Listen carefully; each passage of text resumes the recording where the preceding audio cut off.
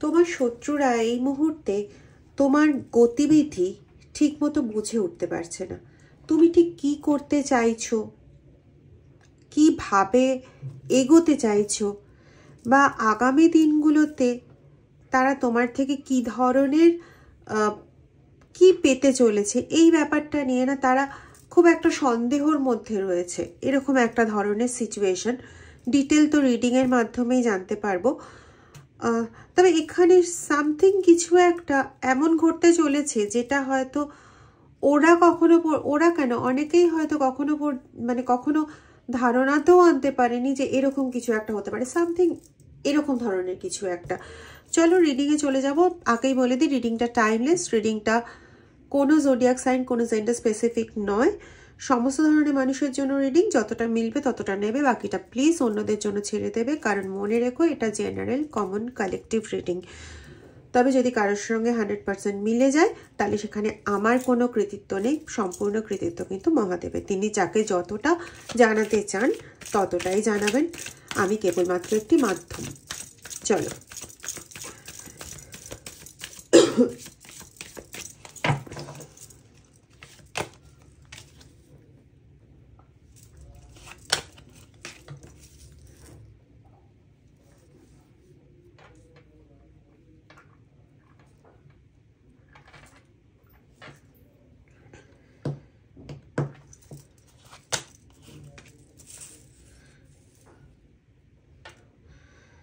ওকে,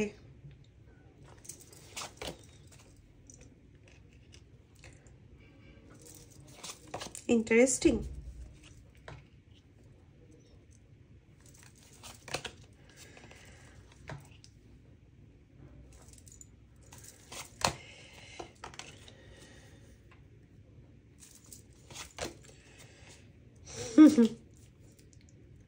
আচ্ছা চলো, এখানে থেকে যেটা বেরোচ্ছে সেটা হচ্ছে তুমি বরাবর একটা ক্রিয়েটিভ পার্সন। বরাবর তুমি কিছু সৃষ্টি করতে চেয়েছো, কিন্তু বারবার দেখেছো তুমি যা করতে চেয়েছো সেটা কোনো না কোনোভাবে আটকে গেছে।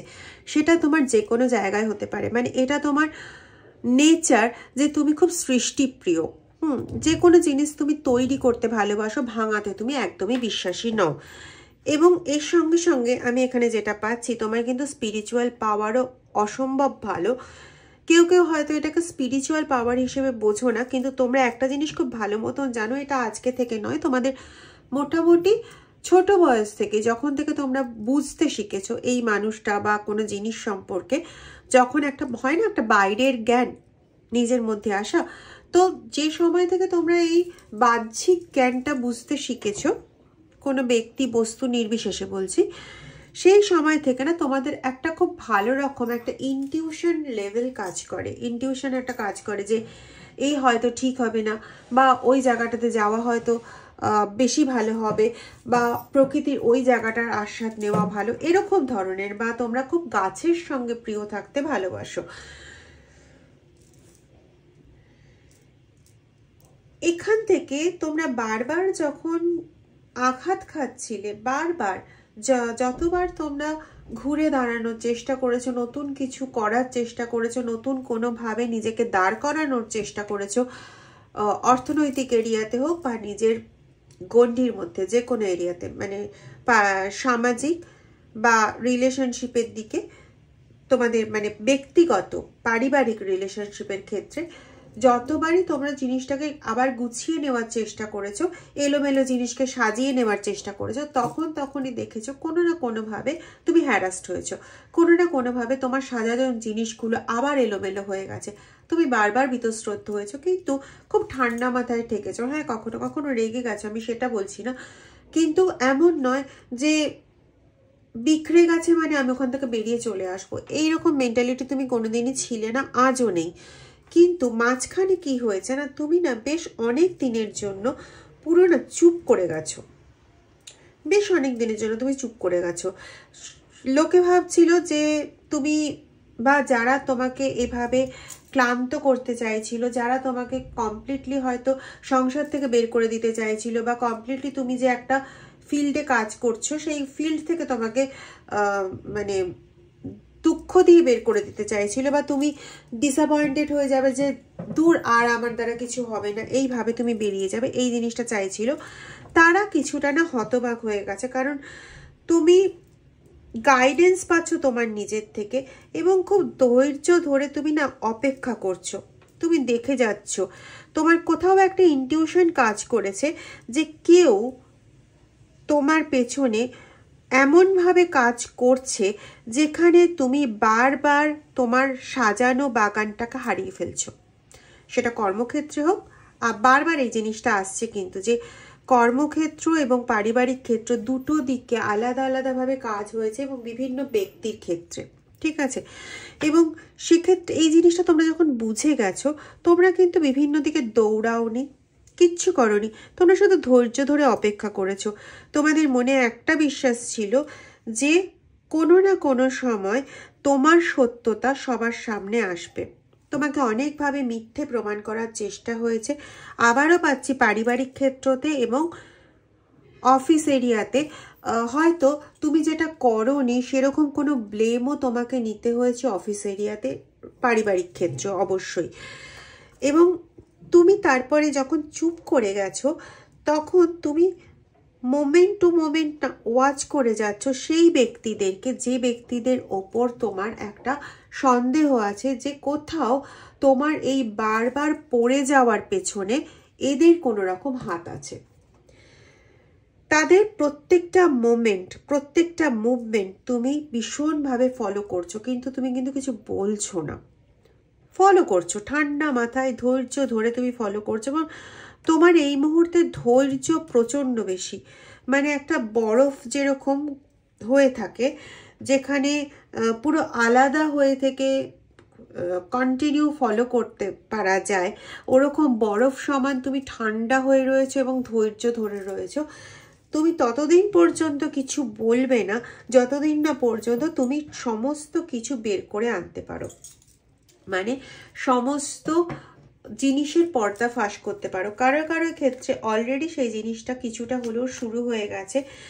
ইয়েস, মানুষ বুঝতে পারছে, আশেপাশের মানুষও বুঝতে পারছে যে তুমি কোনো ভুল করোনি, বরং তোমার ওপর সেই ভুলটাকে চাপিয়ে দেওয়া হয়েছিল। তুমি আদপেও কোনো ভুল করোনি, যেটা তোমার ওপর চাপিয়ে দেওয়া হয়েছিল সেই জিনিসটা যে কতটা ভুল ছিল এবং কারা করেছিল সেটা না তারা নিজেরাই বুঝতে পারছে। মানে এর জন্য তোমাকে আলাদা করে কিছু বলতে হচ্ছে না, ওরা নিজেদের মধ্যেই আলোচনা করছে। তাহলে এরকমটা ঘটেছিল যে ওই ব্যক্তি ওর সব জায়গাটা স্পয়েল করছে আর ওকে বারবার ক্ষতিগ্রস্ত করার চেষ্টা করছে, সেটা ওরাই বলছে।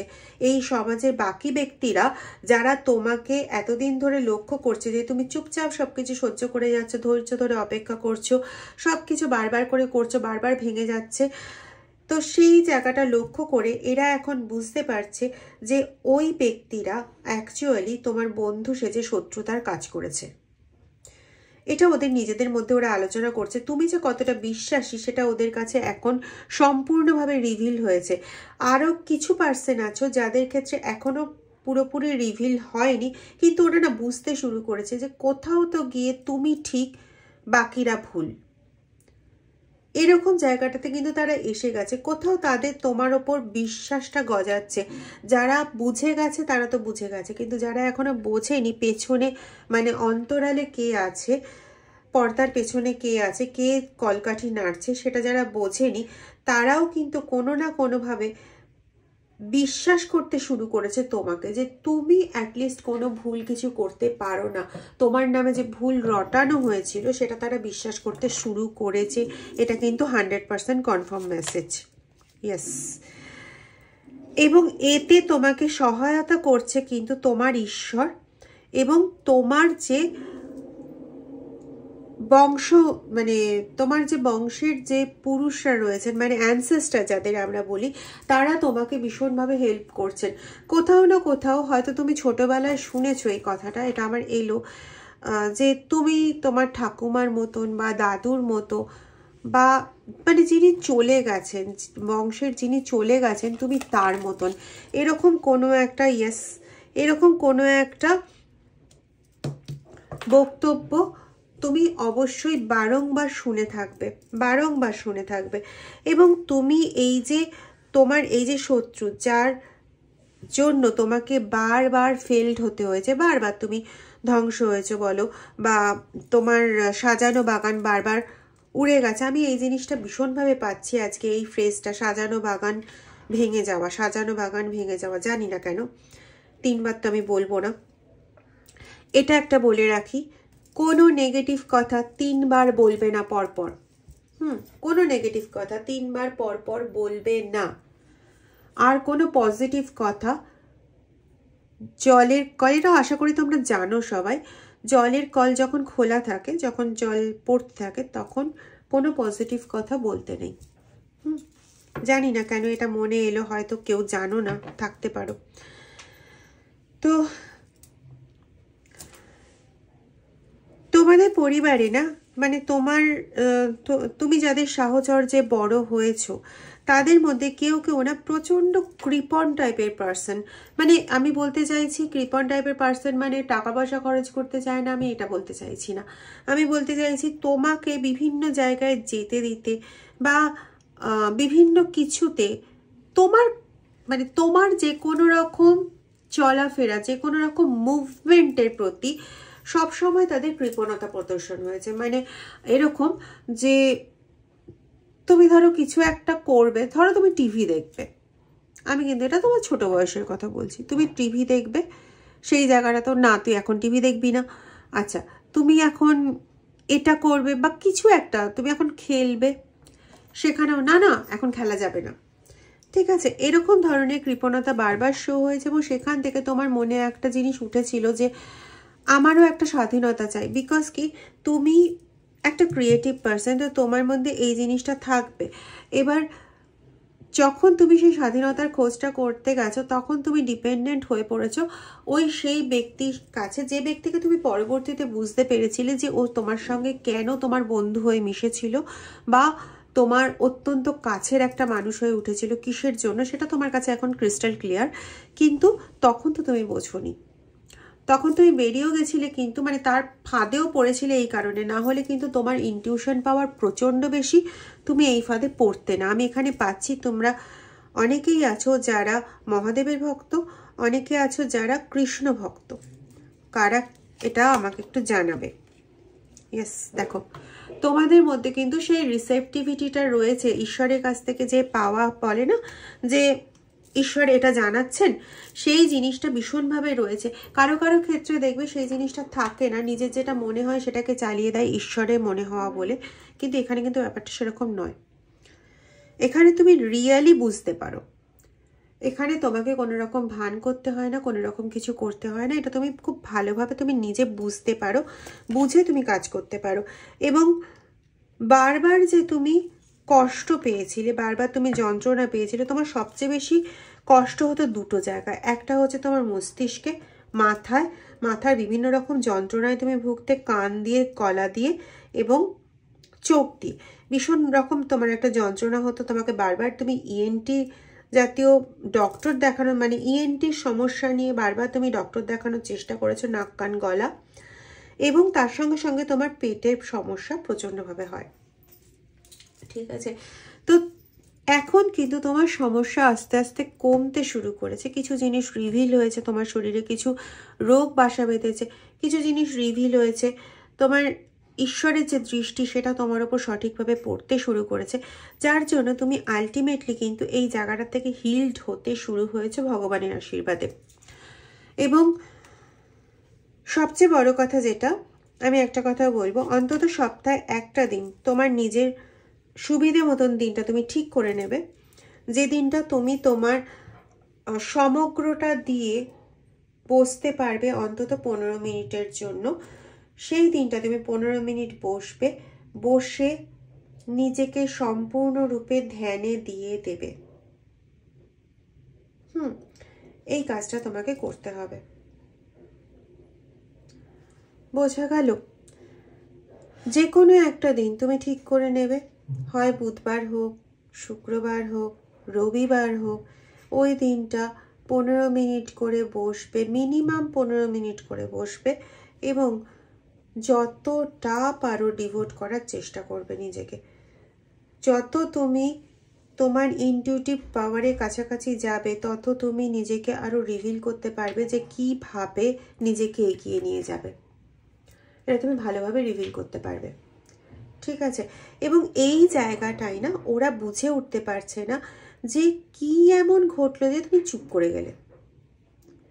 তবে হ্যাঁ, কেউ কেউ বোঝা শুরু করে দিয়েছে, কারণ অনেকের ক্ষেত্রে এই জিনিসটা বেশ কিছুদিন 7-8 মাস আগের থেকে ঘটছে। তারা রিভিল করতে শুরু করেছে যে ও আচ্ছা, আমার মুখোশটা খোলাই ছিল ওর উদ্দেশ্য। কারণ সমাজের বাকি লোকেরা অলরেডি বলতে শুরু করেছে যে ও আচ্ছা, কালপ্রিটটা না ওকে খারাপ করার চেষ্টা করেছিল, ও যে তোমাকে খারাপ করার চেষ্টা করেছিল সেটা অনেকেই বুঝতে পারছে, একজন দুজন না কিন্তু অনেকেই বুঝতে পারছে। এবং যেহেতু তারা বুঝতে পারছে, এদের কানে তো ওই কথাগুলো যাবে, তোমার শত্রুদের কানে ওই কথাগুলো যাবে, খুব স্বাভাবিক। তো যখনই তোমার শত্রুদের কানে ওই কথাগুলো পৌঁছাচ্ছে, ওরা তো বুঝতে পারছে যে তুমি কেন চুপ ছিলে, কি করছিলে এতদিন, এবং আগামী দিনটা কি করতে চাইছো। কিন্তু দুঃখের বিষয়, ওদের করার কিছু নেই, কারণ তোমার পরিবারের লোকরা মাঝে মাঝে বুঝতে শুরু করছে। এখন যদি ওরা গিয়ে, হ্যাঁ অনেকের ক্ষেত্রে চেষ্টা চালাচ্ছে ব্যাপারটাকে উল্টে দেওয়ার, নিজেদের পক্ষে নিয়ে আসার, কিন্তু লাভ হবে না, বিশ্বাস করো কোনো লাভ হবে না। কারণ তুমি যে ইন্টেন্সিটিতে ছুটছো, তুমি যে তীব্রতায় আলোর দিকে ধাবিত হচ্ছ, এই তীব্রতাকে আটকানোর সাধ্য না কোনো অন্ধকারের নেই। তাই তাদের পক্ষে কিছু করাটা জাস্ট ইম্পসিবল, কিছু করা সম্ভব না। তুমি দিনে ওই সারা সপ্তাহে একটা দিন, এটাই আজকে বড় রেমেডি হিসেবে বলছি, এবং যদি সম্ভব হয় তাহলে হাতে তুলসী পাতা নিয়ে বসে এটা করবে। ঠিক আছে, 3টে তুলসী পাতা হাতে থাকবে, এটা নিয়ে বসে করবে, পরে তুলসী পাতা ঈশ্বরের কাছে দিয়ে রাখবে। ঠিক আছে, এটা করো, দেখবে তোমাদের জীবনে একটা হ্যাবক চেঞ্জ পাবে, প্রচন্ড একটা চেঞ্জ পাবে। দেখে নেব আর কিছু বার্তা আছে কিনা। আমি ভেবেছিলাম এখানেই রিডিংটা শেষ হবে, কিন্তু কোথাও মনে হচ্ছে রিডিং আর একটু এগোবে। দেখো, যারা তোমাকে দুঃখ দিতে চেয়েছিল তাদের দুঃখের দিন আসা শুরু হচ্ছে। তাদের কম্প্রোমাইজের দিন আসা শুরু হচ্ছে। এবার তাদের কম্প্রোমাইজ করতে হবে প্রত্যেকটা সিচুয়েশনের সঙ্গে। চেয়েছিল বাস দিতে, চেয়েছিল তোমাকে দুঃখে রাখতে, এবার কিছু করার নেই। যা তুমি করতে চাইবে তা তোমার কাছে ফেরত আসবে, কিচ্ছু করার নেই। তুমি খারাপ করলে খারাপই তোমার কাছে ফেরত আসবে, তুমি যদি ভালো করো তাহলে ভালো তোমার কাছে ফেরত আসবে, আজ না হোক কাল। হ্যাঁ, ভালোর রিটার্ন হতে সময় লাগে, আমি মানছি, স্বীকার করছি, কিন্তু রিটার্ন তো হবেই, সেটা যে ফর্মেই হোক। সাকসেস আসতেই হয়,